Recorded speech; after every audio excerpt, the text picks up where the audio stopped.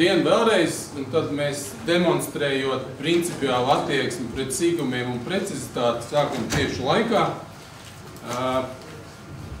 Tātad mans vārds ir Juris Grīnvalds, un kā jūs tie, kas bija uz iepriekšējo daļu, tad savu prezentāciju es jau apmēram esmu jums nodemonstrējis.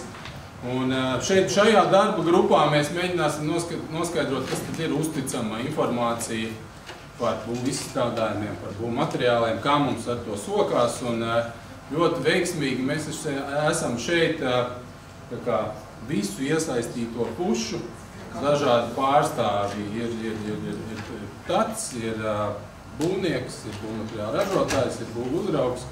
Principā trūkst mums tikai pasūtītāji laikam vēl šeit mūsu rindās, ja? Visa industrija ir pārstāvēta. Nu, tad varbūt, kad cik mums ir vairāk tāds debašu formāts, tad jums būs jāuzņemās šī pasūtītāja loma, un tad mēs visi kopā varēsim noskaidrot, kas tad īsti ir ar to uzticamo informāciju būvu izstrādājumiem. Mūsu galvenie debašu dalībnieki vai uzaicinātās personas ir sagatavojuši šīs prezentācijas, kuras mēs tad varbūt sāksim ar tām. Mans priekšlikums ir varbūt uzreiz jautājumus neuzdodam, pieskicējam, lai nepazūd atmiņā pēc tam. Un tad, kad visi būs īsumā norunājuši, tad mēs visi kopā mēģināsim parunāties par šo tēmu. Ja? Tad Linda, lūdzu. Paldies. Tad savā prezentācijā īsi mēģināšu atbildēt uz šī paneļa galvenajiem jautājumiem, no tirgus uzraudzības iestādes viedokļa. Pirmkārt, kāpēc ir jānorāda vispār būvizstrādājumiem eksploatācijas īpašības? Pamat uzstādījums ir tāds, ka šim te būvizstrādājumiem ir jāatbilst kādām, ir jānorāda tādas īpašības, kuras attiecīgi novērtējot, ir pēc tam viegli saprast, vai šīs pamatprasības ir izpildītas. Tad ir izvirzītas pašā arī regulā būvju pamatprasības, kas ir, piemēram, stiprība, stabilitāte, ugunsdrošība, energoefektivitāte, precīzi ņemot vērā tieši būvju pamatprasības, tālāk jau izstrādā šos harmonizētos standartus, kuros izvirza katram no būvizstrādājumiem obligāti nosakāmos raksturlielums un eksploatācijas īpašības. Tad, ja mēs attiecīgi esam harmonizējuši šo jomu, pēc tam ir ļoti vienkārši pirmkārt jau atlasīt būvizstrādājumus, kas mums dara, un attiecīgi arī dar konkrētajiem mērķiem, dar konkrētajai būvē, un iespējams novērtēt, vai ir izpildīts kopējās būves pamatprasības. Tas ir galvenais uzstādījums, kāpēc arī vispār šis kopējais regulējums Eiropas Savienībā ir radīts, tad, lai preces pirmkārt brīvi varētu kustēties no vienas valsts uz otru, un otrkārt būtu vienkārši un ērti arī lietotājiem izvēlēties atbilstošus būvizstrādājumus. Un savukārt, ja regula nosaka pamatprasības, tad kādas ir šiem būvizstrādājumiem, kā informācija ir jānorāda, savukārt šiem harmonizētie standarti nosaka vienotas prasības, tad katram būvizstrādājumam šiem raksturlielumiem, kādi ir jānorāda, un attiecīgi ir vienotas metodas, kā ir jānovērtē un kā ir jānodrošina ražošanas procesa kontrole. Tas atbildot, kāpēc vispār šie raksturlielumi ir būtiski būvizstrādājumiem. Kā nodrošināt, ka šī informācija ir sniegta par būvizstrādājumu tieši reglamentētajā sfērā?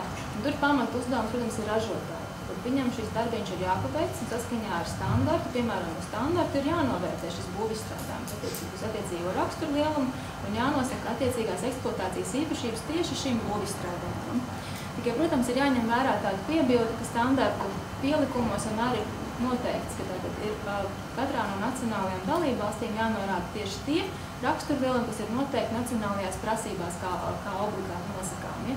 Te vēl ir jāskatās arī būvnormatīvas kopā ar standartu. Un te faktiski arī, kā minēja kolēģi no Zviedrijas un no Austrijas, te ir liela darbs pie šiem kontaktpunktiem, kas te jau palīdz faktiski saprast, kādi ir šie obligāti nosakāmi raksturlielumi katram būvizstrādājumam valstīs. Kā nodrošināt, ka ir sniegta informācija, tad arī ražotājiem ir jāveic šis novērtējums saskaņā ar standartā noteiktajām novērtēšanas metodēm. Kopumā ir 5, un atkarībā no tā, ko standarts ir noteicis, tad tāda arī tās novērtējums ir jāveic, attiecīgi vai vairāk vai mazāk izmantojot šīs paziņotās iestādes trešās puses novērtējumu produktam un ražošanas procesam. Protams, arī ļoti svarīga ir tieši preces identificējamība, jo, teiksim, pat ja mēs nosakām raksturvielumus un eksploatācijas īpašības, ir ļoti svarīgi, ka mēs pēc tam arī varam saprast, uz kuru produktu ir attiecināma šī informācija, un te ir svarīgi, ka šis produkts ir identificējams. Un, protams, arī ļoti svarīgi, kur ir ražotāji norāda, ka ir jāsniedz informācija par to, kā pareizi preci pielietot, kādi ir šie iestrādāšanas noteikumi, un šai informācijai ir jābūt sniegta, un viņai, protams, jābūt arī dalībvalstu nacionālajās valodās, lai šī informācija būtu saprotama lietotājiem un patērētājiem. Attiecībā uz nereglamentēto sfēru, tur tā situācija ir sarežģītāka un nav tik viennozīmīga, bet tur es aicinātu skatīties vairāk tā kā uz nākotni, uz iespēju tiešām šo jomu sakārtot. Jo šobrīd gan jaunais būvniecības likums nosaka, ka tagad Latvijā drīkstēs piedāvāt tikai tādus būvizstrādājumus, kas ir derīgi paredzētiem mērķiem. Ļoti plašs formulējums, kas faktiski paredz arī ne tikai reglamentētajā sfērā, bet arī nereglamentētajā sfērā var piedāvāt būvizstrādājumus, kas ir derīgi paredzētiem mērķiem. Vienīgais jau nav noteikts vienotas metodas, kā novērtēt šos būvizstrādājumus, respektīvi, vai tie raksturvielumi ir korekti un vai viņi pareizi novērtēti. Protams, vienmēr ir pastāv jautājums, cik patiesa tā informācija ir. Ir grūtāk to novērtēt neatkarīgam vērtētājam, piemēram, tirgus uzraudzības iestādē. Plus, protams, jaunajā būvniecības likumā ir paredzēts televīzijas ministru kabinetam noteikt prasības nereglamentētās sfēras būvizstrādājumam. Tas faktiski arī tā ir iespēja nākotnē šīs prasības citās jomās, kas tad neaptver regulu 305, arī izvirzīt prasības Latvijā. Tātad vēl bez ražotāja ļoti būtiski pienākumi ir arī importētājiem un izplatītājiem piedāvāt pirmkārt jau tikai atbilstošu būvizstrādājumus, kuriem ir izpildīts visas prasības, plus arī sniegta visa nepieciešamā informācija par būvizstrādājumu. Kā panākt, ka tātad šī informācija ir uzticama, kas sniegta par būvizstrādājumu? Tātad pamat akmens tomēr krīt ražotāja dārziņā, jo tā ir viņa galvenais uzdevums šo informāciju sniegt patiesu un uzticamu. Protams, tas arī ir paziņoto institūciju atbildīgs darbs, tāpēc, ka tomēr arī šajā novērtēšanā iesaistās paziņotās institūcijas un to, cik viņas atbildīgi veiks šo darbu, attiecīgi pēc tam arī tik patiesa tā informācija būs par šo būvizstrādājumu. Protams, ļoti svarīgs ir efektīvs tirgus uzraudzības darbs, jo pat ja ir prasības, ja neviens viņas neuzraudzīs, ja neviens nepārbaudīs, tad faktiski ļoti ātri, tās prasības kļūst tikai par formalitāti vai kaut kādu lieku apgrūtinājumu tirgus spēlētājiem. Tāpēc uzraudzība ir ļoti būtiska un tā ir jāizjūt spēlētājiem, lai viņus motivētu neiedomāties šīs prasības neizpildīt. Bet vēl ļoti svarīgs arī ir pieprasījums. Ir pieprasījis atbilstošus, kvalitatīvus, drošus būvizstrādājumus, arī tāds veidoties arī piedāvājums. Tā kā līdz ar to arī faktiski katra atbildība arī ir nodrošināt to, ka šis piedāvājums ir uzticams un drošs. Tas īsos vārdos no manas puses. Labi, paldies Lindai. Tad nākamais runātājs mums pārstāv būvmateriālu ražotājus. Un, kā mēs nu pat dzirdējām, tad ražotājiem ir ļoti nopietns tāds uzdevums pašos pamatos sagatavot uzticamu un drošu informāciju par materiālu, tad Uldi stāstīt, kā mums veicās. Jā, es atļaušos ieskatīties, ko es tur esmu sarakstījis.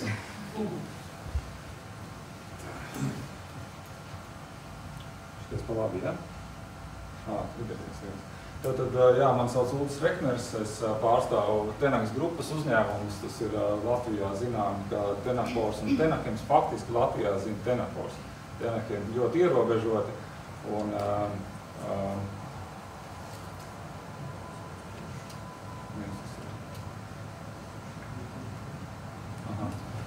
Tenapors, kuru vairāk zina, tas ir mazākais no uzņēmumiem. Viņa apgrozījums pagājušā gadā bija 11 miljoni eiro, un viņam ir šobrīd 2 rūpnīcas, tas ir Dobele un Valmiermuiža. Valmierā tika pavisam nesen iegādāta rūpnīca un saistīta ar produktu loģistiku.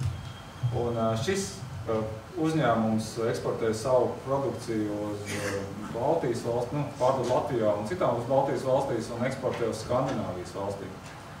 Un tie galvenie produkti, īstenībā tas produktu spektrs ir daudz lielāks, bet tie galvenie produkti, tā maizīte ir EPS izolācija, ir uzputotais putu polistirols, expanded polystyrene, ja? Un tad ir dažāda veida daudzslāņu izolācijas paneļi, jeb sandviču paneļi, kā tautā viņi sauc, tas ir abās pusēs ir metāls un vidū ir izolācija, un izolācija mūsu gadījumā var būt minerāla vate vai EPS.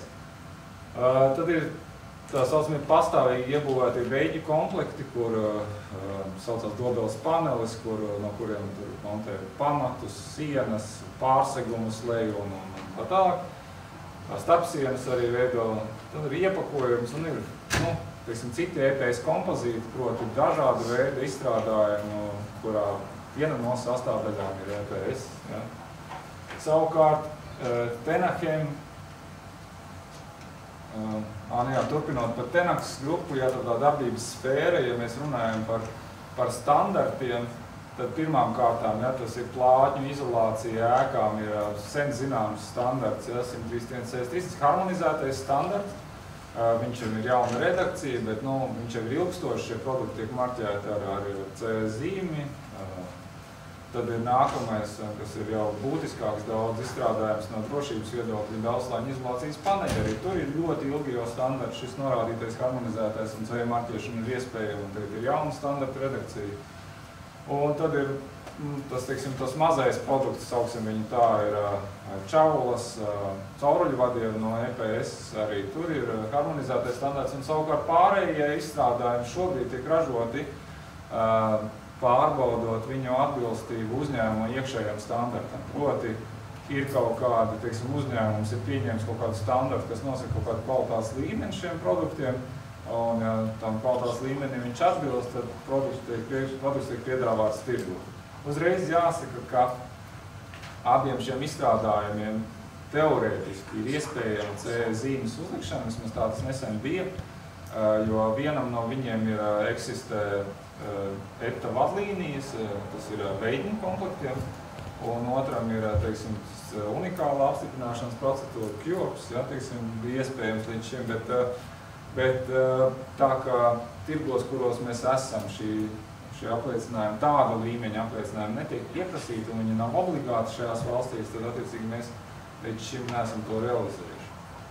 Ja apskatām lielāko no uzņēmumiem, tas ir Tenachem, tas apgrozījums ir 2 reizes lielāks aptuveni, jā, tas ir 19 miljoni eiro un tas ir eksportējošs uzņēmums, kurš 95% no savas produkcijas eksportē uz pasaules valstīm. Mūsu tālākie klienti ir Dienvidkoreja un Kanāda. Un viss, kas pa vidu tur atrodās, vairāk vai mazāk uz tām valstīm mēs eksportējam, neskaitot uz tuvajiem austrumiem, uz Ziemeļāfriku, nerunājot par Eiropu. Ja? Tad plašs tirgus un arī, protams, arī NVS valstis, ja? Un mums ir pārstāvniecības Maskavā, Kijevā, Minskā šim uzņēmumam. Ja? Un tas spektrs šoreiz ir daudz šaurāks, bet atsevišķu produktu, protams, saraksts nav īsāks, tie ir dažāda veida hermētiķi un līmes, ja, kuras izmanto gan kā būvniecībā, kā industrijā, automobīļu būvu ieskaitot un dažādas izstrādājumus ražojot. Tad tas pielietojums ir, nedaudz tālāk no būvniecības pārsvarās. Un tas prasību līmenis ir dažāds, ja? Šeit ir viena piebilde pirmā rindā, ja? Hermētiķu stikla pakešu ražošanai atbilstība apliecina atbilstoši šim standartam 1272, kurš attiecās uz stikla paketēm, un attiecībā uz stikla paketēm šis ir harmonizētais standarts neapšaubām, un dod iespējas marķēt ar CE zīmi šos izstrādājumus, bet uz hermētiķiem šo izstrādājumu ražošanai, tāpat uz citām sastāvdaļām viņš, nedarbojās kā harmonizētais standarts. Ja? Vismaz tā daļa, kas nosaka prasības šīm sastāvdaļām, nav harmonizēta. Šuvju hermētiķu ēkām pilnīgi jauns standarts, kurus pieprasa, saskaņā ar kuru izstrādājumi ir jāmarķē ar CE zīmi nevēlāk kā šī gada 1. jūlijā, ko mēs esam arī realizējuši. parketa līmes, kuras ir standarts, bet viņš nav harmonizēts, un ir citi hermetiķi un līmes industriāli pielietojuma produktiem faktiski neeksistē kaut kādas vienotas normas. Visbiežāk katrs uzņēmums, kas pārstrādā, izmanto šo izstrādājumu kā izējmateriālu, šīs prasības nosaka. Tas ir, lai iezīmētu vienkārši, ar ko mēs nodarbojamies, ja? Lai saprastu, kā mēs domājam tālāk. Ja? Un tad, kā mēs domājam tālāk, tad tāds tēžu veidā es esmu atspoguļojis. Es atvainojos, ka es nākās atkārtoties, vienkārši kolēģi šīs vispār zināmās lietas ir šodien jau stāstījuši, un tad pirmais, ja mēs runājam par kaut kādu informāciju, uzticamu, neusticamu un tā tālāk, tad ir svarīgi, kas to informāciju uztver. Un, lai, teiksim, informācija vispār, kā saka, ja viņa netiek uztverta, tad mums par viņu nav jārunā. Un viņu uztver tie, kas vai pirmām kārtām grib viņu uztvert, ja? Un otrām kārtām ir spējīgi viņu uztvert, ir spējīgi lasīt, ja, šo informāciju. Šī informācija par būvstrādājumu, viņa nav alfabēta, kaut kāda burti vārdi sarindot, tās ir tehniskas kategorijas, līmeņi, prasības, kas ir vēl vairāk saistītas ar prasībām, kā vajadzētu būt saistītām prasībām būvēs, ja? Un attiecīgi, ja cilvēks nav kompetents šajā sfērā, tad viņam šāda informācijas sniegšana faktiski ir diezgan neliederīga. Kā es te saku, tad rakstu tad ir nepieciešams zināšanas gan par pašiem izstrādājumiem, gan par ēkas konstrukciju. Un kas jau tika pasvītrots šodien, jāatcerās, ka būvizstrādājums tas ir tikai viens Lego klucītis vai pat kaut kāda, teiksim, masa, kuru iestrādā konstrukcijā, un tai konstrukcijai tad jāpild kaut kādas diezgan dažādas funkcijas, proti galvenās nianses slēpjās būvizstrādājuma pielietošanā, jo būvizstrādājuma tapšanā, tāpat kā jebkura izstrādājuma tapšanā, tiek piemēroti ražošanas principi. Proti pārsvarā tas ir kaut kāds sēriju vai konvejeri, vai kaut kādas citas ražošanas, kurā eksistē ražošanas kontrole, un kurā, kur būvizstrādājuma ražošana neatšķirās būtiski no automobīļa ražošanas. Tāpēc būvniecība atšķirās no visām ražošanām. Tad informācijas sniegšana arī, kā saka, cik viņa ticama, cik viņa neticama, ir atkarīgs no tas, kur šī informācija parādās un kāda veida atbildība par šo informāciju tiek pieprasīta. Un proti, tas, kas visvairāk, ko mēs redzam, kur informācija parādās, tas ir publiskā telpa, tās ir dažādas reklāmas, slēptas, neslēptas, tur radio, žurnāli, televīzija. Un šī informācija tiek sniegta šajos ar šiem līdzekļiem tādā veidā, lai pārliecinātu iespējamo klientu. Un šeit tiek meklēta mērķa auditorija. Ja cilvēks ir nezinošs, tad viņam arī stāsta tādā līmenī. Ja cilvēks ir zinošs, proti viņš ir profesionāli taisās šo produktu profesionāli pielietot, tad attiecīgi viņam šāda informācija sniedz. Visi tie, kas darbojas ar profesionāliem būvniekiem, citiem ražotājiem, ko īpaši vai gribētos uzsvērt, ir pilnīgi noteikti apēduši pudu sāls, lai savu produktu pasniegtu tirgu. Gan kā viņu lietot, gan kā rēķināt ar viņu saistītās konstrukcijas, gan kā sniegt lietotājiem, teiksim, palīgu materiāls rasējumu veidā, ja, kā lai viņš pareizi viņu pielietā un tā tālāk. Tie, kas darbojas tikai ar patērētāju, tiem tas attiecīgi prasības pret viņu paliek kaut kādā normatīvā līmenī, un viņš nekādiem brīvprātīgām lietām vispār neielaižās. Un pats galvenais, un kas ierobežo informācijas sniedzēju, ir tas, kas galu galā ir jāliek uz pašu izstrādājumu. Ja?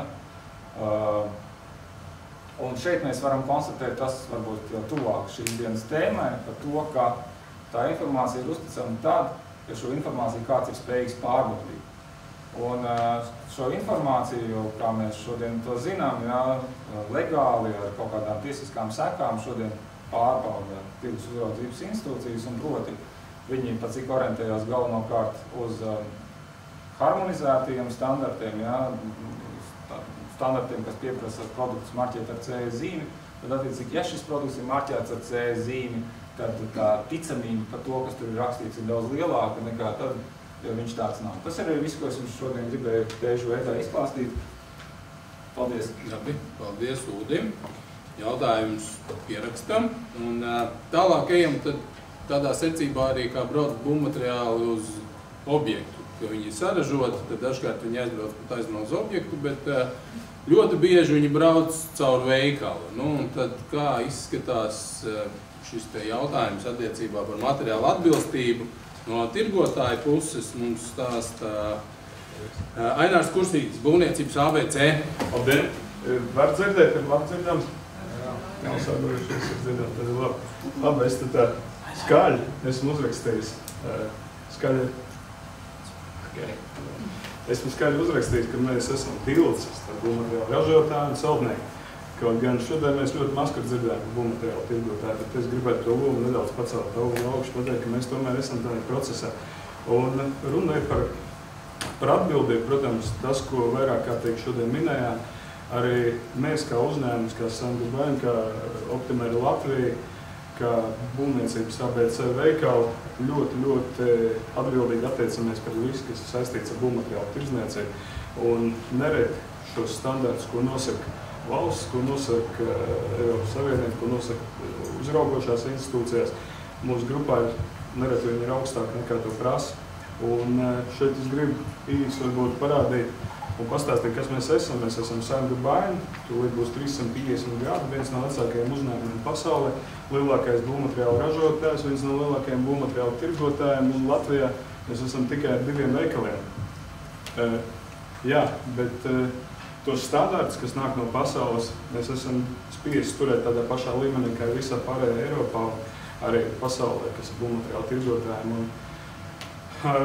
Mēģinot realizēt visu, kas ir attiecināms uz būvmateriālu tirdzniecību, nodrošināt atbilstības deklarācijas, certifikātus, eksploatācijas īpašības deklarācijas, mēs esam saskārušies ar virkni dažādiem grūti, varbūt sarežģīti risināmiem jautājumiem, vai kā mēs esam sapratuši viņu risinājumu. Un es šodien gribētu pastāstīt vairāk par to, kā mēs praktiski risinām šo dokumentu nodrošinājumu objektā, kas ir nepieciešams celtniekam un preces piegādātājiem un ražotājiem. Ja mēs runājam par to, ar kādiem dokumentiem mēs saskaramies, mums ir pavadzīmes lielākoties, runa ir par celtniekiem, ko mēs tirgojam, tad ir čeki privātpersonām, kur mēs tirgojam būvmateriālus, un tur nav nekāda interpretācija par to, kādam jābūt pavadzīmēm, kādam jābūt čekam. Tur viss ir skaidrs, un mēs neesam saskārušies, ka kāds no celtniekiem vai no objekta atnāk pateikt, ka zem man šis nosaukums nepatīk, maini viņu savādāk, vai tu pamaini tur secību, vai uzliec kaut kā savādāk objekta adresi, tur viss vairāk vai mazāk sakārtots, un uzraugošā institūcija vidi diezgan stingri kontrolē, un nekādas vaļības netiek pieļauts.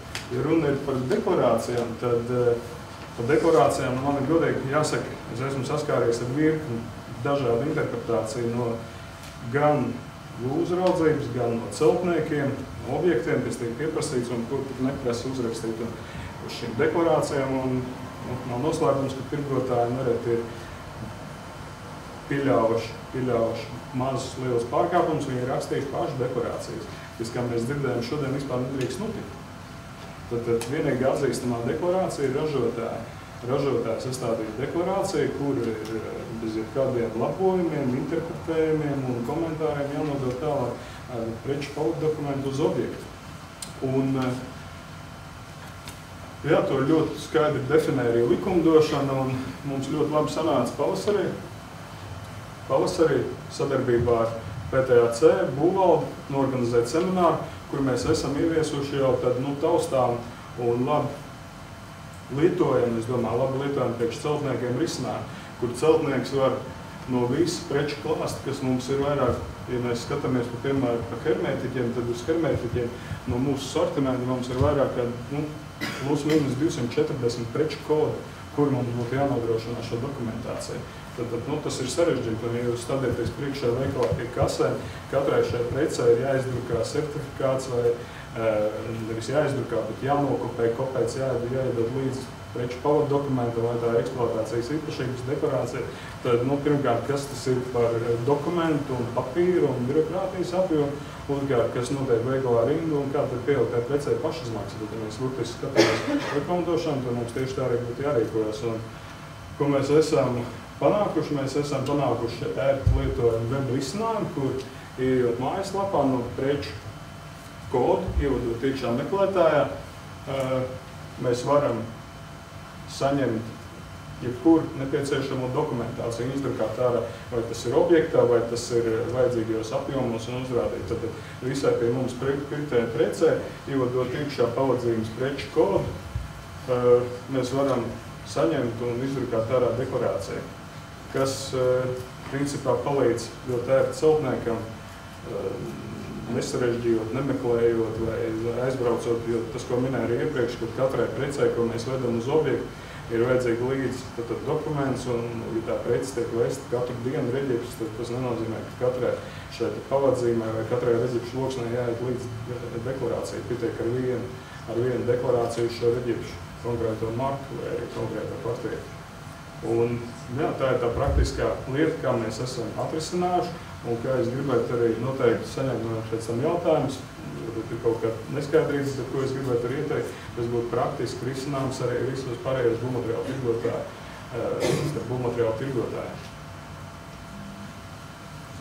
Un, jā, vēl viena laba lieta, kad turpat ir jautājumu atbilžu sadaļa, kuras mēs sadarbībā ar PTAC un Rīgas būvvalde esam apkopojuši no mūsu celtniekiem vairāk kā 30 aktuālākie jautājumi, uz kuriem var saņemt visdažādākās, ne visdažādākās, bet vienīgās pareizās atbildes, ko un kā rīkoties, ir kaut kāds neskaidrs jautājums par to pašu transporta betonu, tad transporta betonam ir nepieciešama deklarācija EID vai nav nepieciešama, ko darīt, ja katru objektu tiek pārvestu preci uz citu objektu, kas notiek ar deklarācijām, vai tās deklarācijas ir vai nav derīgas, tad virkne jautājumu, kur mēs esam apkopojuši aktuālākās jautājumus un mēģinājuši sniegt arī atbildes. Jā, un tad mēs esam par drošu būvniecību, par drošiem būvmateriāliem, un noteikti jautājums uzreiz vai pēc tam mēs? Pēc tam. Okay. Tad mēs visu metīsim vienā katlā. Labi, paldies. Tad, kad mums tas materiāls ir pēc veikala aizbraucis uz būvu objektu, nu tad sako, viņi iestrādē. Mums ir būvnieks Arčers un Imants Akmentiņš, tad mums pastāstīs, kā iet būvniekam. Nevajag? Ne? Es varbūt uz vietas, jo man īstenībā tāda prezentēta īpaši nav, jo mums nav daudz ko reklamēt, mēs būvējam. Bet arī no vienas puses mēs esam tādā divējādā lomā, mēs esam gan būvnieki, gan ražotāji, mēs arī ražojam stiprotās konstrukcijas. Un mēs no savas puses varam teikt to, ka līdz nesenai pagātnē mēs diezgan daudz sadarbojoties ar tirgotājiem, Latvijas tirgotājiem, esam prasījuši un skaidrojuši, kas mums objektos ir vajadzīgs, bet kā jau iepriekš jau Ainārs tikko teica, kad īstenībā situācija pēdējā laikā būtiski uzlabojusies, un es gribētu uzsvērt vienu blakus niansi, kad jau ar Latvijas tirgotājiem vairāk un vairāk mums ir viss skaidrs, mēs viens otru saprotam, tad faktiski jāatzīst, ka tā lielākā problēma bieži vien parādās ar precēm, ar materiāliem, ko mums jāiepērk ir patieši no kāda lielāka tirgotāja, kas nav Latvijā, vai no ražotāja, kas tātad ārpus Latvijas. Un tad ir jāatzīst, ka ir gadījies saskarties ar problēmu, ka, protams, kad šīs deklarācijas ir diezgan brīvā interpretācijā, viņas diezgan ir tālu no tām prasībām, ko ir noteikuši Eiropas Savienības regula. Tā bija viena problēma, ko mums jāskarās un mums jāmēģina skaidrot. Un īstenībā tas ir ļoti sarežģīts process, jo no laika aizņem. Kā jūs labi zināt, kad būvnieki sāk būvēt, īstenībā laiks jau tāds smilšu graudiņi jau ātri tek un paliek arvien mazāks. Un teiksim tā, kad viena puse, kad mēs noskaidrojam to dokumentāciju, kas mums ir vajadzīga, bet cita lieta, kad ir, diemžēl bija šādi gadījumi, kad mēs ejam būvmateriāls, kas neatbilst īstenībā prasītāju kvalitātes klasei, un ir gadījumi bijuši tādi, kad mēs ar RTU laboratorijas slēdzienu sūtam, sakam, ka tas atvienojiet nav tas, kas būtu mums vajadzīgs objektā, tad savukārt viņi no savas puses atsūta uz savu ražošanas laboratorijas slēdzienu, ka viss būvmateriāls atbilst noteiktai klasei, un ka no viņa puses pretenzijas nav. faktiski būvnieks paliek tādā kā ķilnieku lomā. Mums ir laiks, termiņš iet, un šā laikā materiāls ir jāiestrādā. Tad faktiski, var teikt, mūsu pieredze ir bijis tā, ka ir bijis nepieciešams steidzami pasūtīt vai būvuzraudzību, autouzraudzību paskaņot, alternatīvu risinājumu, alternatīvas materiālus, lai varētu iestrādāt un lai varētu pabeigt nodot eksploatācijā. Un to es gribētu teikt to, ka šī Latvijas situācija droši daudziem ir pazīstama, ka mēs esam salīdzinoši neliela valsts un nebūtu nevienmēr ar mums reiķinās mūsu, teiksim, sadarbības partneri Eiropā. Un es gribētu teikt tā, ka, tāpēc, teiksim, ja vien ir iespējams, protams, mēs cenšamies izvēlēties no Latvijas piegādātājiem, no kuriem, teiksim, ir ilgadīga un, teiksim, tāda jau uzkrāta pieredze sadarbībā, un, teiksim, šī tikai tad, kad nav citu variantu, tad mēs, kā saka, mēģinām meklēt šos piegādātājus ārpus. Paldies! Un tad visu to procesu noslēdzot, tad, kad materiāls ir saražots, pārdots, iebūvēts, tad tāds galvenais vārtu sargs vai procesu uzraugs mums ir arī likumdošanā paredzēts un dzīvē tāds ir. Tas ir būvuzraugs, un tāpēc arī mums šodien šeit mūsu paneļa diskusijā būvuzraugus pārstāv Māris Jurēvičs. Lūdzu. Man jau bieži iznāk sēdēt.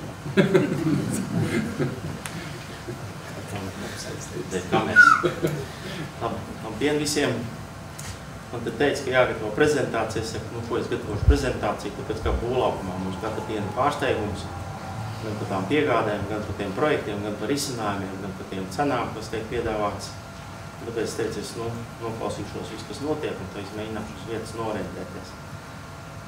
Arī tas jautājums, kas man radās, tur klausoties, ko Zviedri stāsta, arī šeit gribās pateikt vienu, kāpēc ir būtiski norādīt eksploatācijas īpašības. Viens ir vajadzīgs tāpēc, lai tas objekts tur sanāk un lai būtu projektā viss tas pareizi ieprojektēts. Un ja tas būs projektā pareizi ieprojektēts, viss tas aprakstīts, tad jau tas klapēs kopā, jo mēs jau redzam, visas tās deklarācijas, kur rādās, viņas viss sākās pirmajā punktā vārdīgi unikāls. Kad atnāk būvnieks, tad viņš atnāk ar nākošu unikālo un piedāvā visai alternatīvas, tāpēc, ka tikai to viņš var nopirkt ar tām. Un, kad mēs sākam analizēt, teiksim, visas cipariņus un visus rādītājus, tad nekas tur neiet kopā.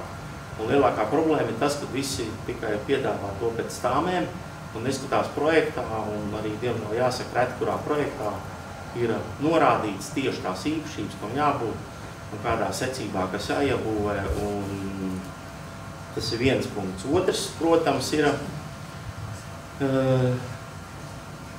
lai visu to varētu arī kvalitatīvi un pareizi iebūvēt, tāpēc ir jāzina tās īpašības, lai mēs viņus iebūvētu pareizi, laikā, noteiktā secībā, un nevis otrādi, tāpēc, ka piegāda kavējās, tāpēc, ka objekts jāpabeidz, un tas netiek kā labi nenovad.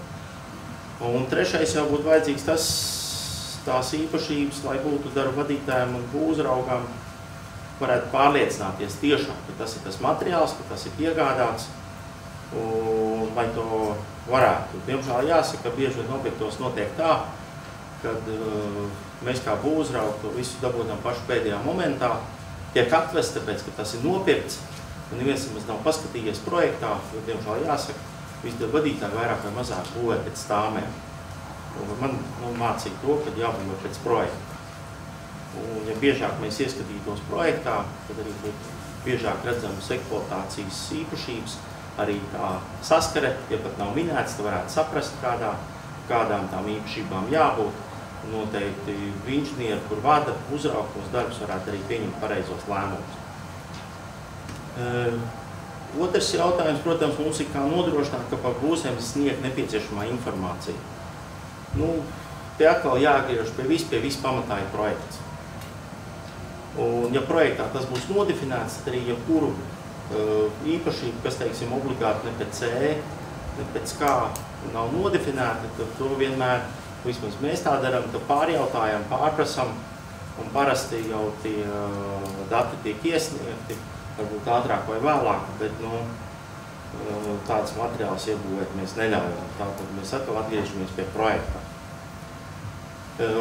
Otrs, protams, projektā, kam būtu vajadzīgs arī jānorāda arī tās tehnoloģijas un secības, lai visas tās materiāla īpašības tieši būvniecību procesā netiktu sabojātas, kā tas tieši šajos siltināšanas projektos, ja? Tieši tāpēc, ka netiek ievērtotas tās etapu prasības, un tur visi jau ir gudrāk vīri, profesori un doktori, visu to izdomājuši, un mēs cenšamies kaut kā savādāk, tur likt 3 slāņos, tur līmus un tādas dīvēs likt. Protams, arī žēl, kad, kur šodien daļēji pieskārās, ka mums nav normatīvās bāzes nekādas par tehnoloģijām.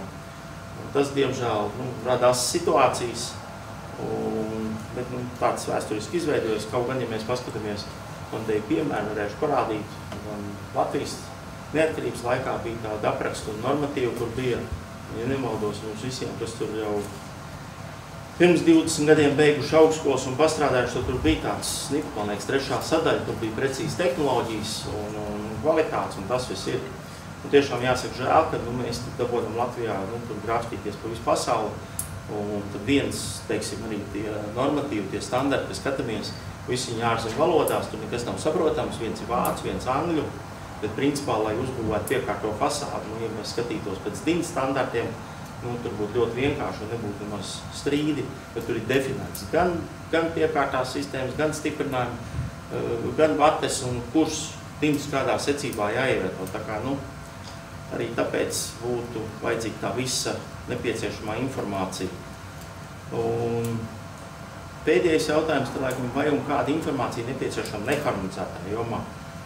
Laikam tā būtu gandrīz tā pati informācija vajadzīga projektā, kas ir par speciālām, jo, par tām ar C zīmēm, kas nāk, jo, tie materiāli jau nav mazsvarīgi, jo, teiksim, viens materiāls bez CE zīmes var sabojāt visu to čupu, kas tur iebūvēt ar CE zīmi. Tikai tāpēc, ka viņš ir nepareizi kaut kas uzklāts vai neatbilstība, vai tur kaut kāda sāļa izdarīšanās. Tas tik tur viss nevar notikties. Tāpēc jau gribētos arī to ievirzīt, lai mēs tomēr, mēs ļoti labi te runājām par visām zīmēm, direktīvām, regulām un pārējām lietām. Bet mums visiem jāsaprot viens, ka tā māja, tie objekti mums nebūvēsies ne ar regulu, ne ar direktīvu būvēs.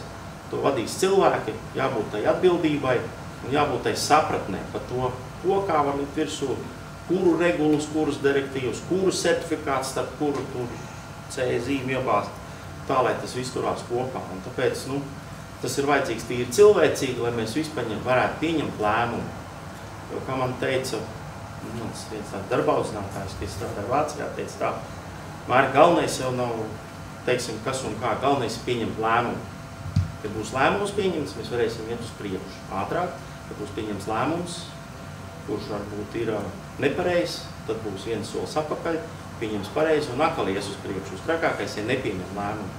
Un tāpēc mums vajadzētu, būvējot objekts, vienmēr pieņemt lēmumus. Un tā, lai visi tie papīri un materiāli arī objektos ierodās saulaicīgi, lai arī varētu nokontrolēt. Nevis tad, kad būvnieks ir kaut ko atvedis sev ieliks, bet tieši tad, pirms nāk iekšā. Jā, labi. Paldies, tad tik tālu bija mūsu visu vizītkartes. Tagad ir tas brīdis, kad mums visiem kopā jāsāk kaut kas darīt, jūs ieskaitot, jo tāds tas formāts ir, tāpēc tā laikam saucās paneļa diskusija. Lūdzu, varbūt ir kādi jautājumi mūsu lektoriem, bet diskusijas dalībniekiem. Lūdzu.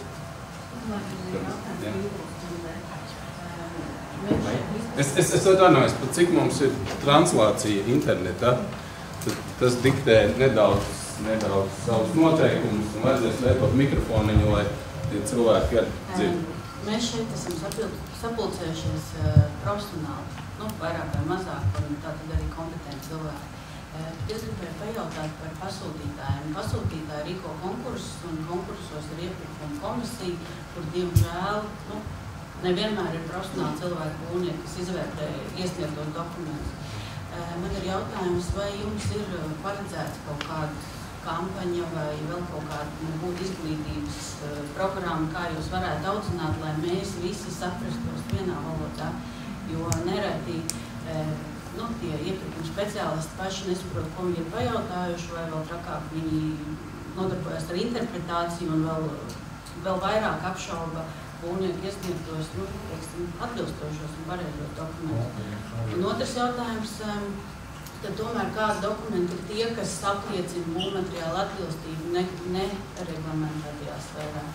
Jo tas arī konkursos ir, un ir materiāla nosaukums, ir atstāt brīvu interpretāciju būvniekam, bet tad, kad viņš to ir iesniedzis, šo piedāvājumu, tad atkal ir diskusija, ar kuru mēs nonākam IUB, un IUB pretī arī sēž juristi, kur arī nav būvnieku, un tas ir laika kavēšana, valsts finanšu tērēšana. Paldies. Paldies par jautājumu. Pirmais jautājums faktiski apliecina to, ka tas būvniecības process ir tā kā tāda puzle, kur katra gabaliņa tā atbildība un faktiski informētība arī ir ļoti būtiska.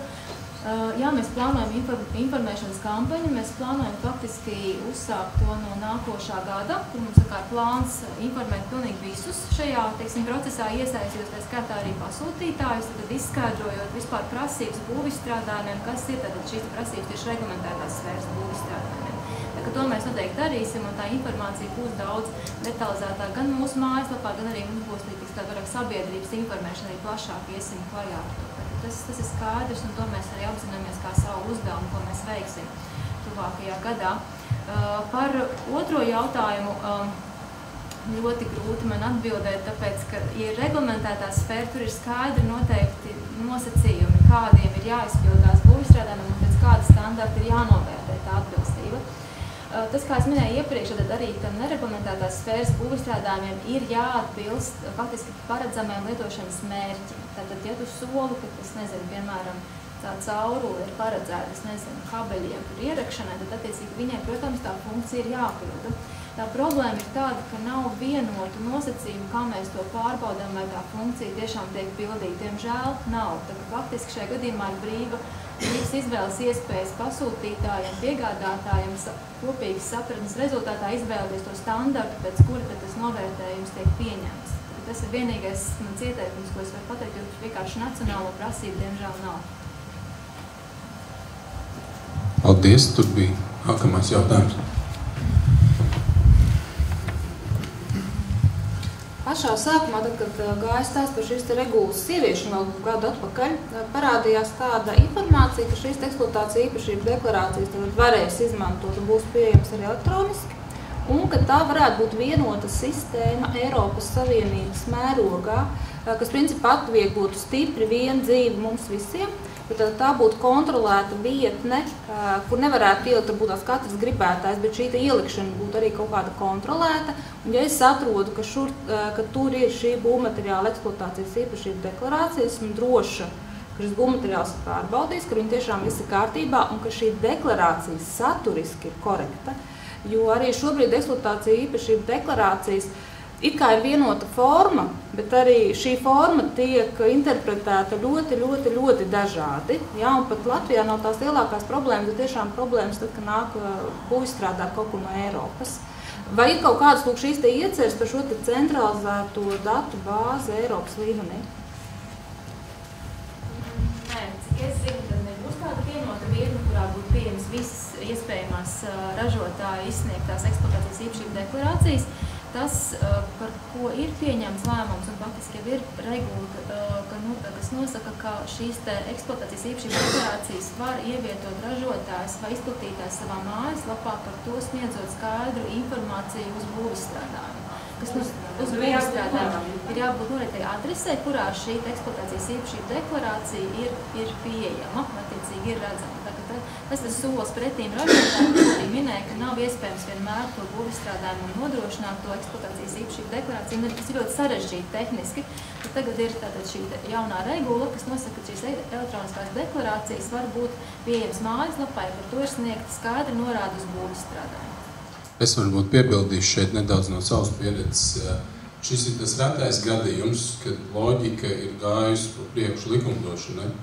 Jo pagājuši gadu mēs kā ražotājs izlasījām šajā regulā tādu punktiņu, ka ir tiesības, respektīvi, ka deklarācijai ir jābūt iesniegtai vai papīra formā, vai elektroniski. Un tas ir viens teikums, tāds viņš arī ir, un viss un punkts. Mēs pie tā pieķērāmies kā pie tāda salmiņa un gājām uz ekonomikas ministriju, gājām, tāds, laikam, to vēl nebija atbildīgs, bet runājām ar ekonomikas ministriju, teicu, neprasiet mums, lūdzu, vairāk papīru, vai vismaz atļaujiet mums likt mājaslapā, jo tas latviešu vārds čakers ar to papīru kaudzi, kas jādod līdz katrai kravai, viņš ir neiedzīgs, un ja no visiem tiem papīriem reāli vajadzīgs 1 vai 2, tad mēs labāk aizsūtam tam, kurš prasa, nevis automātiski vienmēr dodam līdzi. Un tad, acīm redzot, kā ir tas princips, ja, kad par iniciatīvu soda, tad bija Briselē kaut kāda darba grupa, kur taisni apsprieda šo elektronisko deklarēšanu, un tu mani aizsūtīji uz turieni, kā Latvijas pārstāvi, tur paklausīties, kas tur notiek. Tie jautājumi īstenībā ar elektronisko deklarēšanu ir diezgan nopietni, un viņi šobrīd nav atrisināti. Jo, ja mēs tā iedziļinamies, tad regula prasa, viņi atļauj, ka jā, tu vari iesniegt elektronisku. Punkts. Nākamā prasība tev jānodrošina, kad ir pieejamība 10 gadiem. 10 gadi, kad tās deklarācijas ir pieejamas, ja mēs skatāmies no laika. Un tagad man bija uzreiz tāds provokatīvs jautājums Aināram par jūsu mājaslapu, viss ir forši, bet kā jūs nodrošiniet to, ka pēc 8 gadiem, vēl viņu varēs dabūt, ja? Vai ir kaut kāds īpašs servers, kas kaut kur stāv, un ar kaut kādu, nezinu, laika soli, vai viņas būs pieejamas 10 gadus? Es domāju par to, kad viņas būs pieejamas 10 gadus, tas ir vismazākā sāp. Es vairāk skatos, jā, mēs arī ejam uz priekšu, un, protams, mēģinām strādāt pareizi, atbildīgi, un tas nozīmē, ja mēs strādājam atbildīgi, tas nevienmēr nozīmē, ka mēs varēsim strādāt, ka to nosaka likums, un tā būs atbildīga strādāšana. Atbildīga strādāšana nozīmē, ka mēs tirgojam preci, par kuru mēs esam pārliecinājušies, ka tā prece ir atbilstoša, un mēs esam pārliecinājušies, ka viņai šīs atbilstības deklarācijas ir PID tagad. Un, ja runā par šo elektronisko risinājumu, tad kas man ir nedaudz neskaidra, un nevis neskaidra, bet kur es gribētu saprast šo pilnībā juridiski pareizo deklarāciju nodrošinājumu, tad skaidrs, ka uz katrs reģieks loksnes vai iepakojumu, protams, var uzrakstīt, kad ir pieejami mums mājaslapā, bet tas nozīmē, ka mums pašiem ir jāplīmē tā prece, vai kā tas notiekās, es īsti nezinu. Mums ļoti viegli mēs varam rakstīt uz pavadzīmēm, kad mums visas deklarācijas ir pieejamas mājaslapā, un klients viņus var izdrukāt ārā, bet tas tad īsti nebūs pareizi, es saprotu. Tā kā es teiktu, tā sāp saglabāt tos datus mums ir vismazākā, jo tas būs kaut kāda pāris €100 mazs backup serveris, papildus jaudas. Tas ir šķietami, jo man pat ir bail par to runāt, jo nedod Dievs, kāds jurists, teiksim, ņemtu virsroku un apturētu un teiktu, viss nevar elektroniski, jo tas jautājums nav atrisināts, bet viņš nav atrisināts, jo jautājums ir tāds, kādā formātā? PDF, Word, Excel, varbūt es arī, basicā varu nodrukāt melnbaltā ekrānā, teorētiski likumdošana man to atļauj. Vai to formātu varēs izlasīt, kur vēl pēc 10 vai pēc 5 vispār kāds dators vēl vērs vaļā to akmens laikmeta PDF failu, ja kādā sen neviens vairs nestrādā. Šie te jautājumi nav nokārtot. Viņi nav nokārtot likumdevēja līmenī, Briseles līmenī, bet, kā jau es sākumā teicu, man ir liels prieks un par to, ka tā loģika ir gājusi pa priekšu likumdošanai un ka vismaz šobrīd mēs varam mierīgi ielikt savā mājaslapā to deklarāciju, kam vajag izdrukā, un likums arī paredz to, ka ja pasūtītājs prasa, tad man ir pienākums viņam nogādāt viņu arī papīra formā. Bet vismaz šobrīd lielākā daļa mums praktiski vairs neprasa, viņi mierīgi izdrukā no mūsu mājaslapas un pieliek klāt pavadzīmēm. Vismaz diezgan daudz kokus mēs jau šogad esam jau izglābuši tādējādi. Tālāk jautājumi. Jautājums par jums ir rakstīts prezentācijā, ka aizputītēm būvniecības materiālam ir jāpiedāvā celtniekam nepieciešamos viņam materiālus. Kas viņam der celtniecībā. Bet kā izplatītājs var zināt, kas viņam ir jāizmanto? Ja viņš izplatītājs nav redzējis tam projektu, un viņam arī nav jāredz tas projekts. Es eksperti formulē savu viedokli, tas, kas ir jādara izplatītājiem, viņiem ir jānodrošina atbilstošu būvstrādājumu piedāvāšana savā tirdzniecības vietā. Tas nozīmē, ja teiksim, to būvstrādājumu ir attiecināmas regulas prasības, tikai tādas markās, kam ir C zīme un eksploatācijas īpašību deklarācijas, tikai tādas drīkst piedāvāt savā tirdzniecības vietā. Tas ir galvenais uzdevums. Tālāk jau lietotāji pienākums izvēlēties tādu materiālu, kas attiecīgi der savam pielietošanas mērķim, atbilstoši projektam, vai tas ir ērišķi, un tad tā ir lietotāja apzināt būvnieka atbildību izvēlēties atbilstošu būvstrādājumu. Izplatītājs tikai piedāvā atbilstošu būvstrādājumu noteiktiem ražotāja noteiktajiem raksturvielu un eksploatācijas īpašībām. Tāda ir lietotāja gudrība un atbildība izvēlēties atbilstošo būvstrādājumu tieši savam pielietošanas mērķim.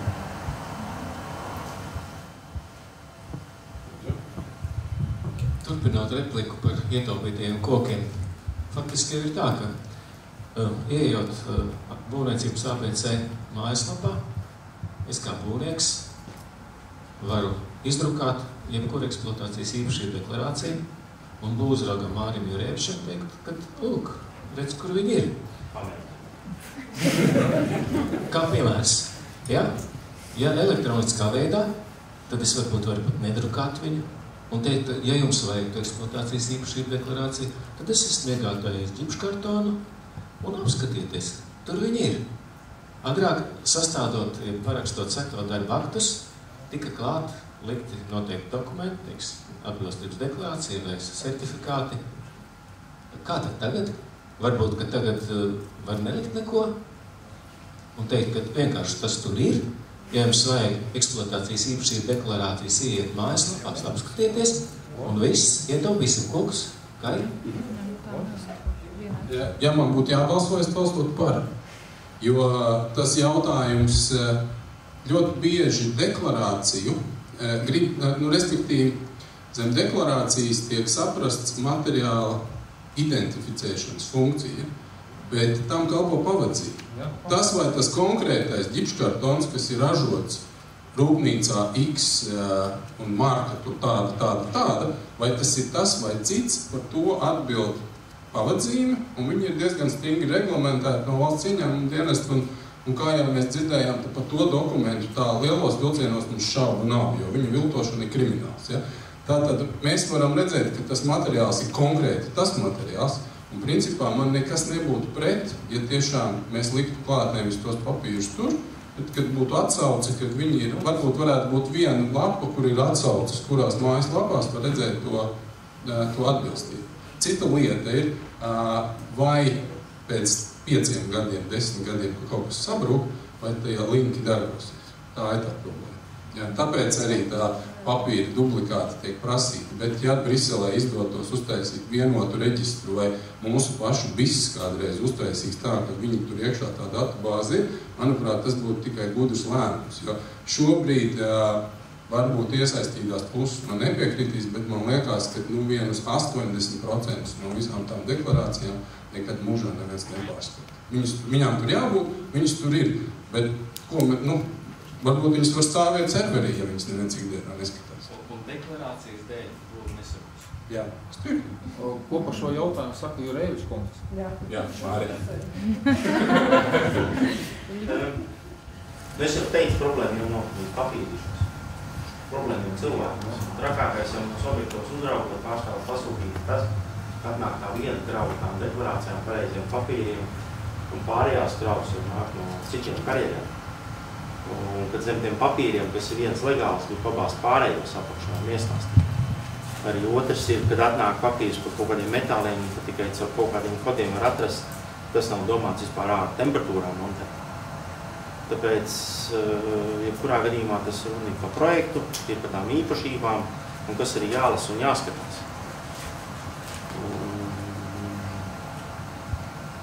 Kā to visu, tas paliek arvien sarežģītāk, jo tie, kas tur mēģina šmaukties arī komplicētāk.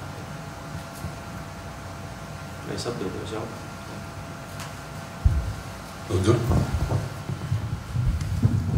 Man jautājums ir patērētāju tiesību aizsardzībai un paralēli arī būvuzraudzībai. Līdz šim dominē būvmateriāli tādi, ko ražo sērijā. Reģipsis, putupolistirols, apdars materiāli. Es pārstāvu dzelzbetonu rūpnīcu. Mums ir tā, ka mums ir marķējums uz konkrēti uz sienām, uz kolonām, uz pārsegumiem, bet tā lieta ir tāda, ka saņemot C marķējumu, mums ir norādīts robežas minimālās, maksimālās. Ja mēs iedodam tādu deklarāciju uz objektu, jautājums, ko par to teiks PTAC, un otrs jautājums, ko teiks būvuzraugs.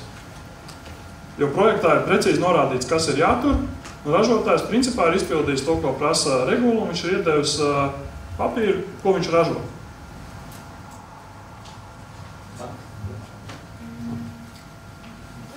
Tur ir svarīgi ir, kā es minēju, sākumā preces identificējumība, respektīvi, kam ir tā eksploatācijas īpašība noturība vērtējums un pārbauda, kam ir veikta. Tātad šajā gadījumā tur ir noteiktas produktu specifikācija, kurai tieši tas ir veikts. Tad svarīgi, ka tieši tāda veida arī būvizstrādājums tiek piegādāts. Tas ir precīzi pateikt, ka tā ir kolona, tā ir paredzēta tādam objektam, bet tās vērtības ir tādas, kurās neparādās konkrētajam objektam. Objektā būvuzraugs tagad loģiski prasītu, kuras vērtības tad tev ir, apakšējās vai augšējās?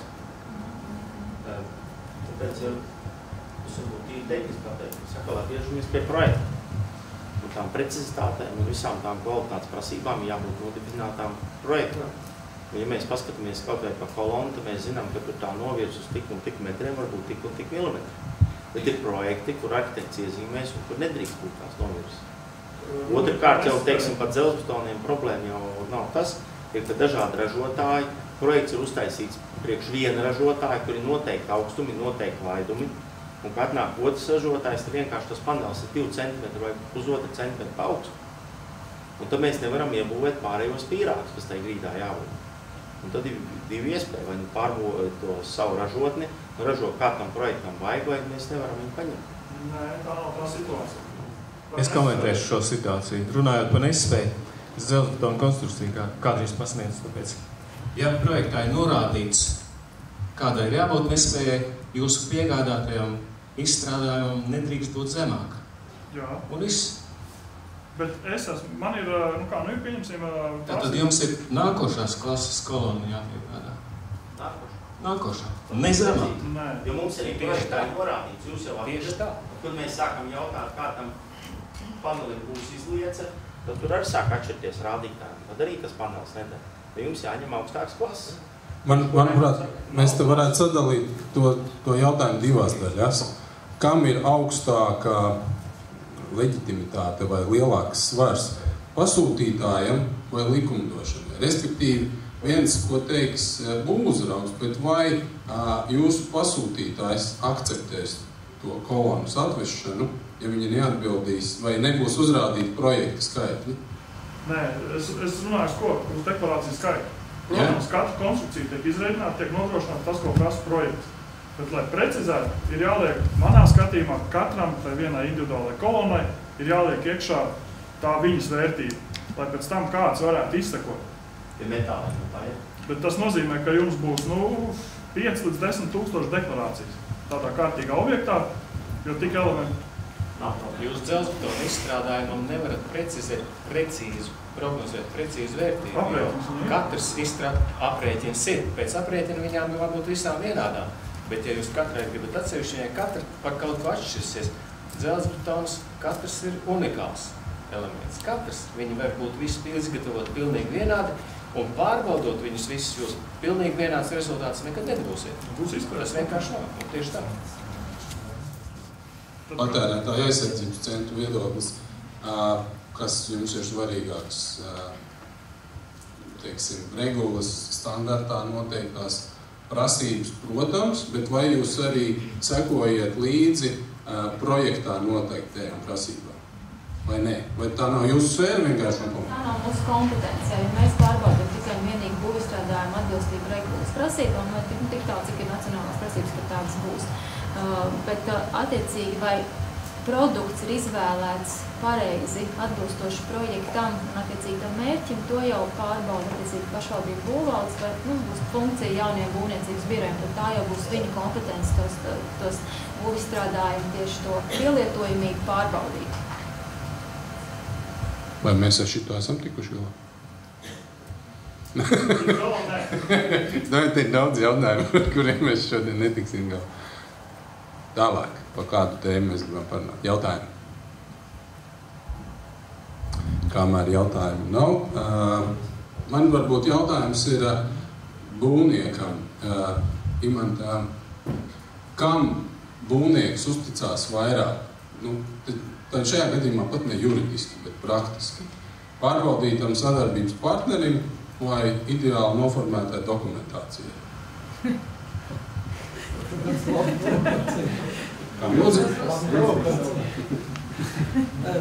Protams, ka tas mans stāsts balstās uz to, ka mēs paļāvāmies pilnībā uz iesniegto dokumentāciju, bet tad mēs iesniegtām projektu dokumentāciju, kas mums bija vajadzīgs, un savukārt saņēmām pretī to, kas īstenībā, kā izrādījās, neīsti atbilst tam, kas projektā bija prasīts. Tā ir tā problēma, kad es teicu, ka mēs faktiski vairāk uzticamies šiem mūsu jau pārbaudītajiem sadarbības partneriem nekā, iegādājamies, šo būvmateriālu no tirgotāja, ko mēs, nezinām. Jo tas tomēr tiešām ir risks un dzīvē pierādījies, ka tā diemžēl gadās, ka nevienmēr ir godprātīgi piegādātāji, bet arī viņi tepat Eiropas Savienības dalība valsts ir.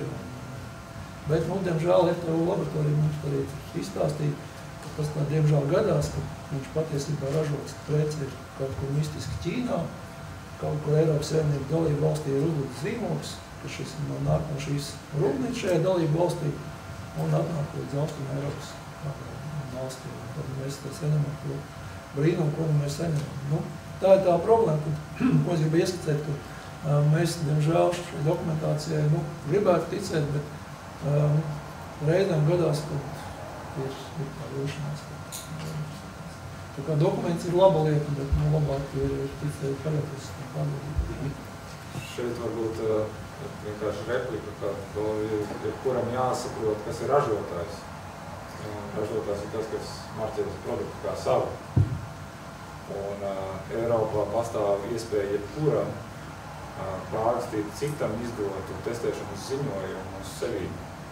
Tā ir ļoti vienkārši un ātra procedūra. Ja jūs gribat uzņemties atbildību par stūrēm, kas ir ražotas Ķīnā, jūs mierīgi varat ja tas ķīnietis ir notestējis, piemēram, kaut ko Holandē vai Vācijā, jūs varat saistīties ar to ķīnieti un pateikt viņam, es gribu pārdot tavus produktus kā savus, marķē lūdzu viņus šādā veidā, abi kopā vēršās testēšanas institūcijā, notificētā testēšanas institūcijā, balstoties uz pārakstītu dokumentu, kur viņi abi solās mīlēt viens otru un ievērot kvalitāti un izdot tādu pat testēšanas ziņojumu jums, un ķīnietis piedāvā jums, un jūs pārdodat tirgu. Un, ja jums nav iekšējā kontrolas sistēma, tas, kas ir izplatītājs faktiski, kas skrūvi pasaulē ir absolūti, kā arī notiek, tad attiecīgi gala patērētāji mums visas iespējas saņemt to, kas tur Ķīnā ir sanāks. Es laikam arī gribētu piepilst, jo šobrīd jau arī visos objektos, kur notiek normāla projekta vadība un uzraudzība, tur jau, visi tās materiāla piegādes tiek saskaņos ar visiem procesa dalībniekiem iepriekš. Gan dokumenti, gan paraugi, un līdz ar to tas noņem ļoti daudz kašķus. Lielākie kašķi jau rodās tajā brīdī, ja vienkārši atved un noliek faktu priekšā. Un tad vienkārši sāk stāstīt, kas tās pēc tāmas ir analogs, bet tas iepriekš nav pārbaudīts. Ja ir iepriekš saskaņots tas ražotājs vai analogais, vai tieši tas, kas ir projektā, principā tad tā problēma nerodās. Ik sevišķi jaunajā būvlikumā tur ir diezgan skaidri definētas, tās procedūras, un arī tās atbildības, kas ir uzlikts tieši cilvēkiem, darbadītājiem, uzraugiem, kā viņas jāievēro, un es domāju, tas ies tikai uz labu. Zāle, komentāri? Jautājums par būvuzraudzību ir tādā ziņā, kad kas kontrolē būvuzraudzību, jo šobrīd ir tā, ka ļoti daudz būvuzraugu prasa atbilstības deklarācijas vēl kaut kādām nereglamentētām precēm.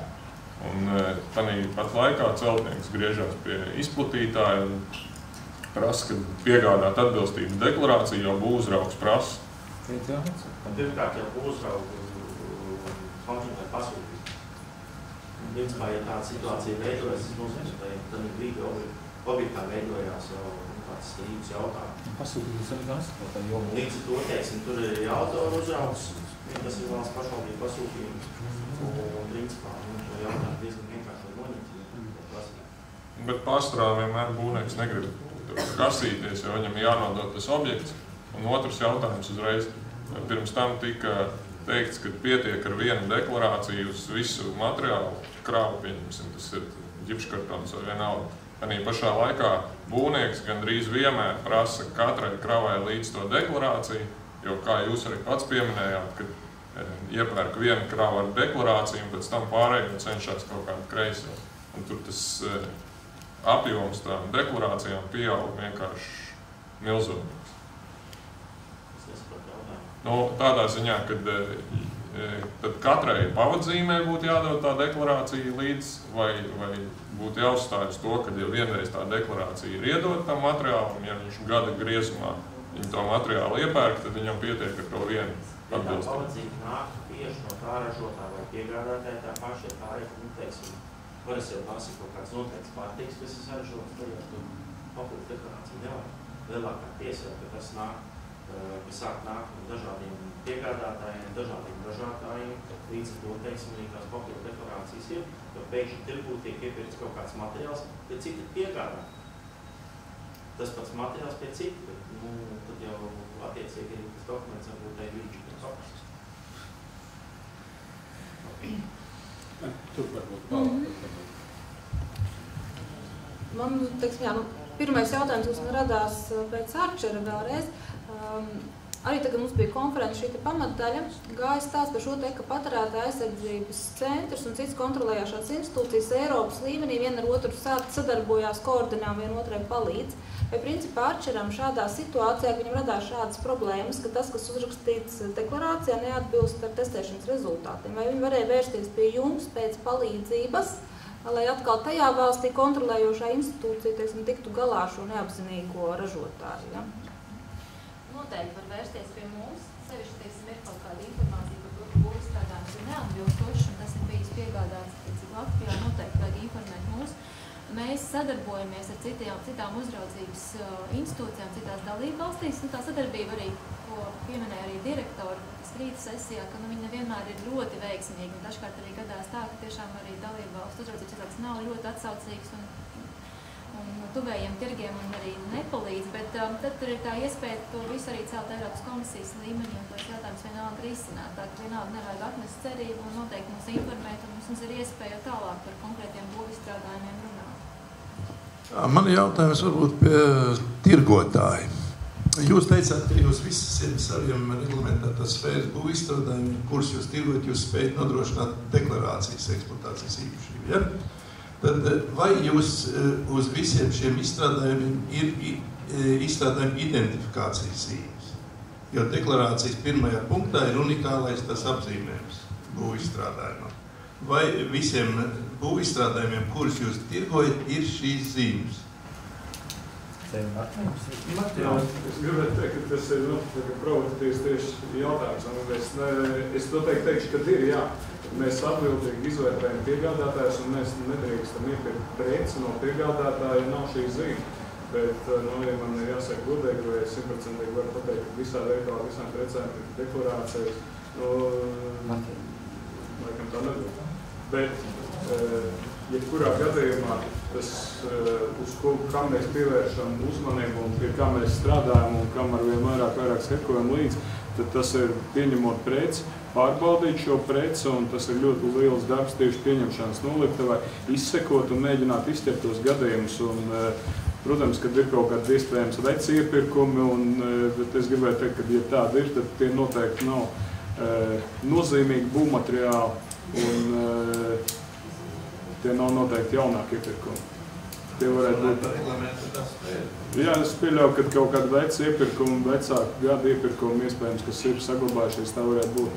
Bet pamat būvmateriāliem, pamat sortimentam tā noteikti nevajadzētu būt, un tas tā nebūtu. Par to tāds dod pa pirkstiem, varbūt nerunājam skaļi, te ir viņa pārstāvi. Nē, identifikācija ir ļoti būtisks mūsu darba daļa, tāpēc, ka īpaši ar importu no trešajām valstīm un vispār kopumā ir tāda tendence, ka dažkārt būvizstrādājums neidentificē un vienkārši paliek jebkura deklarācija apakšā. Tas ir nepieņemami un nepieļaujami. Līdz ar to ir ārkārtīgi būtiski, ka būvizstrādājums ir identificējams, ir skaidrs, ka šī deklarācija ir attiecināma uz konkrēto būvizstrādājumu. Tas ir pamats. Kā pieņemsim var identificēt skrūvi?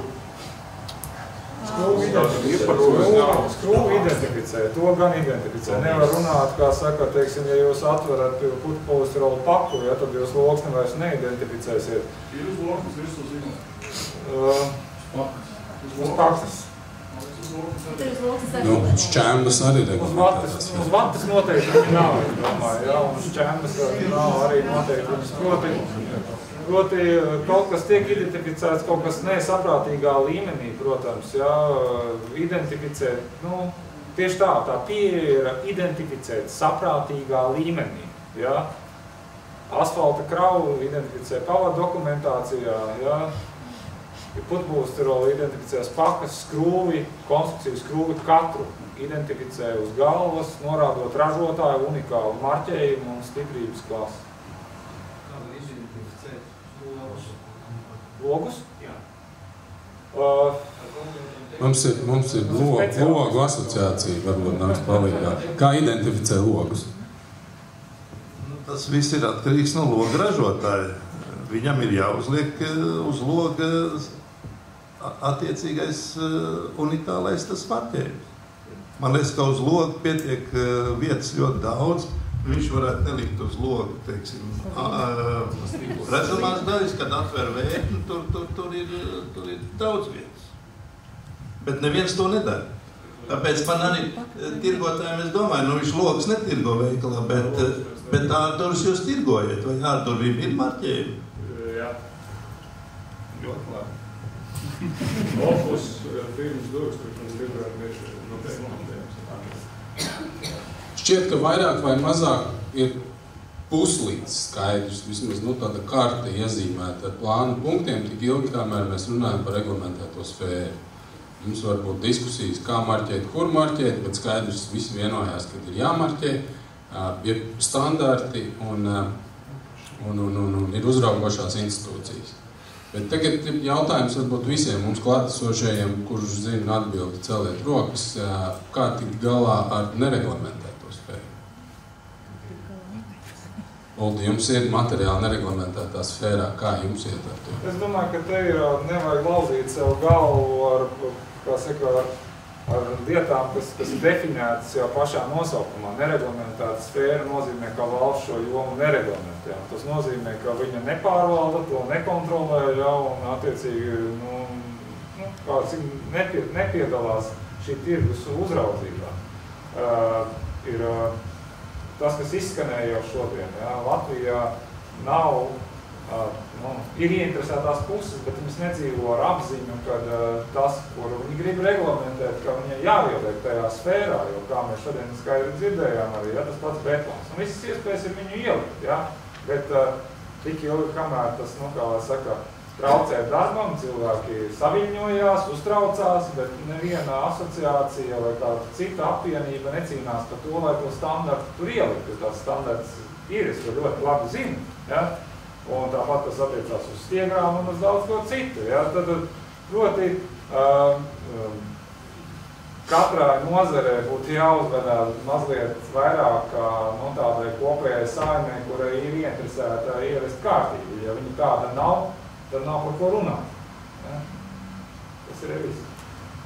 Kāds komentārs zālē, lūdzu? Es varbūt gribētu nedaudz nokomentēt, jo mēs arī tieši saistībā ar betonu. Šis jautājums pacēlās saistībā ar stiegrām, šis jautājums pacēlās. Mēs viņu uzdevām Patērētāju tiesību aizsardzības centram. Un tātad šis skaidrojums un atbilde savu laiku bija tāda, kad šī regula nav vienīgais regulējošais akts Latvijas teritorijā, ja, bet mums ir būvniecības likums.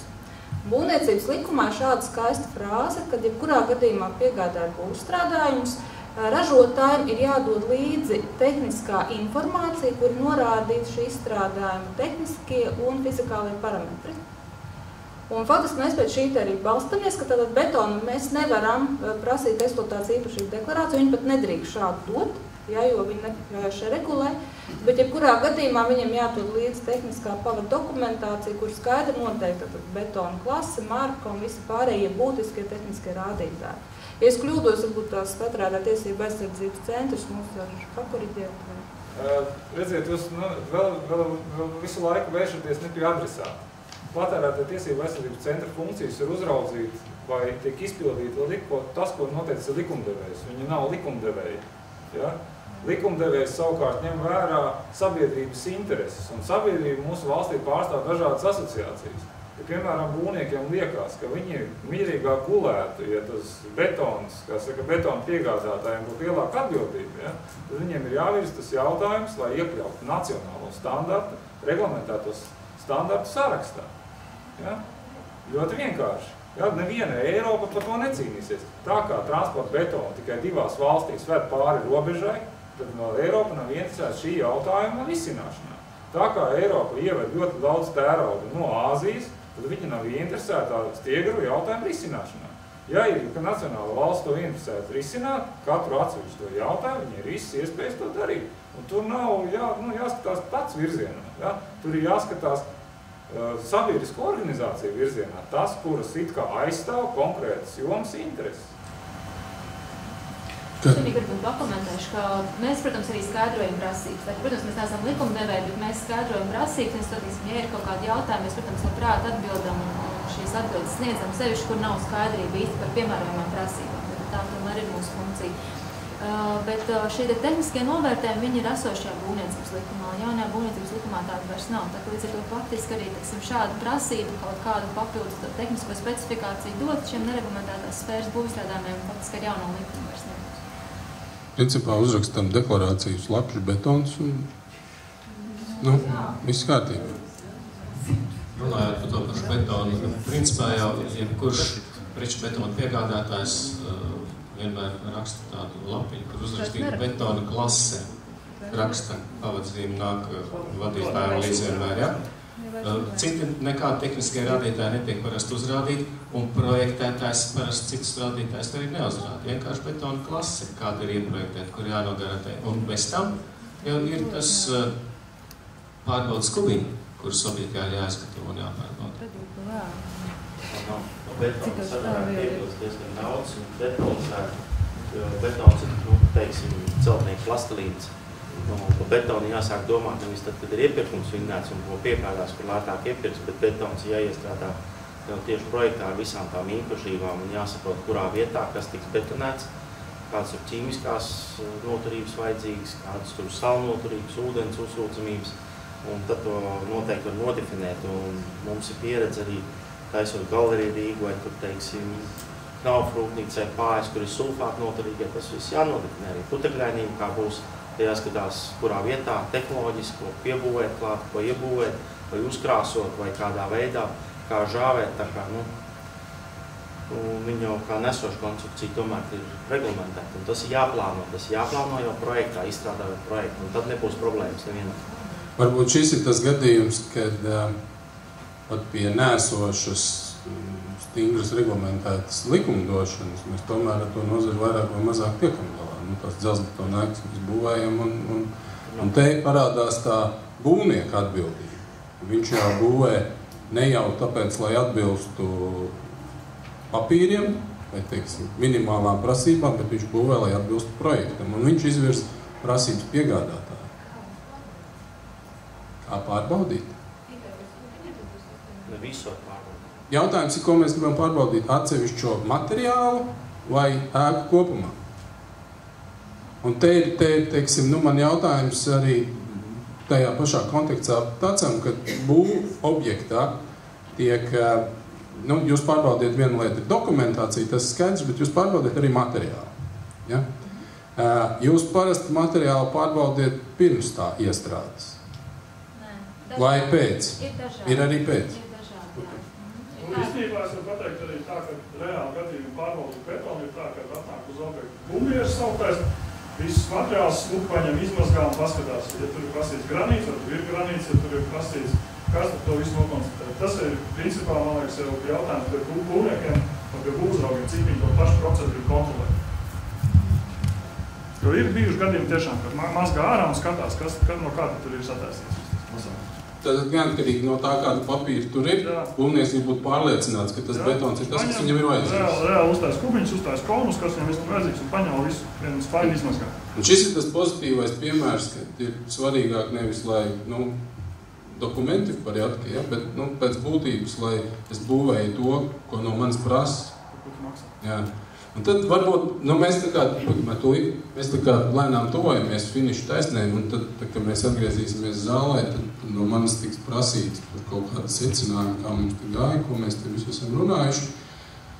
Pieņemot, ka mēs te visi esam sapulcējušies nozares profesionāļi, kā sākumā izskanēja, uztaisam mazu ekspresu aptāvu. Atbilžu varianti, jā, nē, balts melns, zinu, ka tā nevar darīt, bet pat cik mums nekāda nesaista un apakšā uzvārds nav jāliek, ja varam brīvi izteikties. Šīs te deklarācijas. Vai mūs, kā profesionāļus, kā nozarē iesaistītus speciālistus, vai deklarācijas esamība rada mūsu pārliecību par materiāla kvalitāti? Tad paceļ roku, kas domā, ka jā, deklarācija ir, un es esmu pārliecināts, ka viss ir kārtībā. Daļēji. Jā, nē. Ejam uz tādiem, marģinālām robežām, ja? Kurš netic? Deklarācija, bet es vēl neticu. Fantastiska vienbalstība. Tā deklarācija ir sastādīta pareizi, tas jau daudz ko nozīmē. Tas ir attieksmes jautājums, ja? Vismaz viņš ir centies. Jā, ticamība ir lielāka, ka būs tomēr daudz mazāk. Bet kopumā tādu 100% drošību mūsos tas nerada. Un tepat laikā mēs, teiksim, diezgan ilgu laiku varam ņemties ar to, par to, kā rakstīt, kam dot, kam nedot, kāds ko prasa. Ikdienā Māris zina, Vainārs zina, es kā ražotājs zinu, mēs visi iesaistītie, kā tas ir, ka tev nemitīgi prasa dot deklarāciju. Iedod atbilstības, vēl tagad atbilstības deklarāciju. Arī nereglamentētajā sfērā tu beigās cilvēks piekūst un labāk iedod viņam to kaut kādu papīru, uz kura rakstīts deklarāciju lieliem burtiem, kas tur tālāk rakstīts nav svarīgi, jo tāpat neviens nelasīs. Ja? Būvzraugs jau ir tāds pats cietējs kā vispārējie. Viņam vajag, lai tai mapītē tie papīri būtu, un viņš arī no mums visiem prasa. Bet tā pašā laikā mēs neviens neticam tai deklarācijai. Drusciņi tā absurdi. Varbūt aicinājums no mūsu paneļa diskusijas ir skatīties pēc būtības, ka tā deklarācija nevis vērtība pati pa sevi, bet tas ir kaut kāds papīrs, kas raksturo to materiālu. Daudz svarīgāks ir materiāls, nevis uz papīra gabals. Par to piebildu es sāku vairāk piekrist, jo tas jautājums bija ļoti provokatīvs. Tā kā tiešām deklarācija pati par sevi nav nekāda panacēja. Tas bija deklarācija kā tāda, kaut kur pievienot klāt, nenozīmē vēl, ka viss ir kārtībā. Tad deklarācija ir tikai vienīgi dokuments, kurā ir raksturviela un tās eksploatācijas īpašības. Tas ir tikai instruments, ko izmantot jau tālāk, lai pārliecinātos, ka ir izvēlēts pareizs izstrādājums. Vienkārši man piebildu.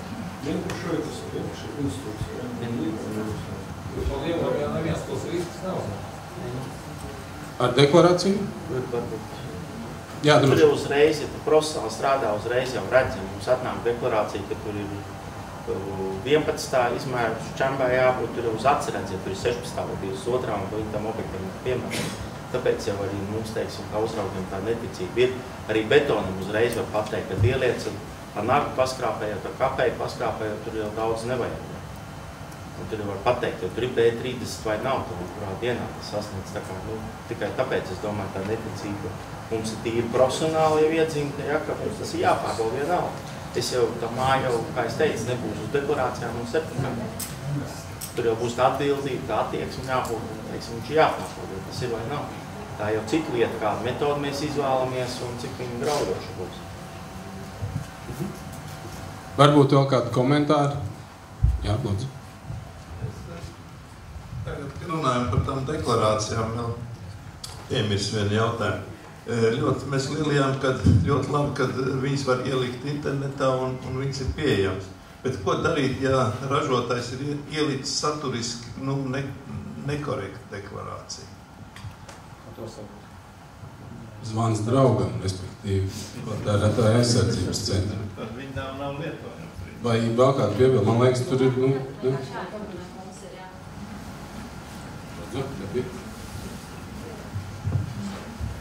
Man interesē par konstrukcijām.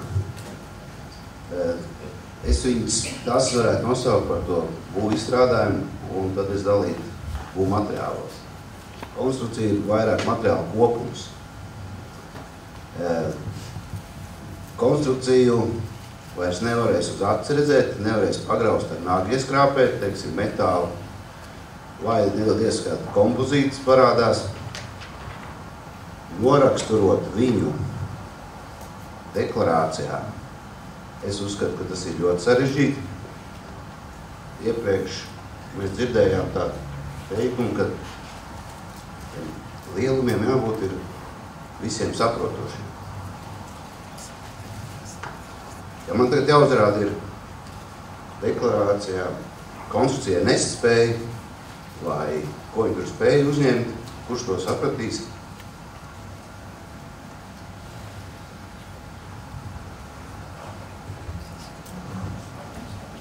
Kurš mums ir gatavs atbildēt? Varbūt, es teiktu, ka tas jautājums nav, kā saka, ir uzdots par dažādām lietām, teiksim, konstrukcija ir tas pats loks, ja, kurš sastāv no dažādiem materiāliem, kuru mēs redzam, kuru mēs varam kurā brīdī apskatīties, kā viņš ir taisīts. Es domāju, ka šeit kolēģis vairāk domāja slēptu un esošo konstrukciju, es tā saprotu, par to ir jautājums, ja, un jā, tad attiecīgi tas ir metāls, kurš ir kaut kur apakšā, ir karkas, kas ir paslēpts, ja, tad vienīgais, kas to, kam tas tā pa nopietnam interesēs, būs tie, kas risinās kādu nelaimes gadījumu galu galā. Tā nopietni. Tas būs vēlāk. Tā var atbildēt, ka viss, teiksim, mērķis ir šīs deklarēšanas mērķis, C marķēšanas mērķis ir tāds, lai kāds uzņemās atbildību par to, ka viņš ir piegādājis kaut ko tādu, kas atbilst kaut kam noteiktam. Un šis noteiktais ir standarta prasības, ja, kas ir, kurām atbilstību var novērtēt ar vispār zināmām metodēm atkārtojamā veidā. Ja, tātad, ja cilvēks ir deklarējis, ka viņam tur metinājumi šūves ir tādas un tādas, ja, tad kurā gadījumā vai pirms vai pēc tā nelaimes gadījuma, kāds to būs spējīgs ar šīm metodēm atkārtot. Runa iet par standartiem, ja, tātad par dokumentiem, kas pasaka konkrēti. Kāda ir prasība, kāda ir metode, ar kādiem rīkiem tas ir jānoskaidro. Ja, tātad ir izsekojams. Tātad šis deklarēšanas, C marķēšanas, kā saka, prasība, ja tā dziļākā jēga ir arī izsekojumā veidā noteikti atbilstības nosacījums. Tāpēc es domāju, ka tāds ir, arī tas harmonizētā standarta gadījumā arī tas tiek garantēts. Vēl mums ir laiks, burtiski pēdējiem komentāram, un tad ir jābeidz, vai ir kāds, kam ir kaut kas noteikti sakāms uz sirds. Nav? Tad liels paldies diskusijas dalībniekiem, un pēc 15 minūtēm, 16:15 tiekamies atkal lielajā zālē. Paldies!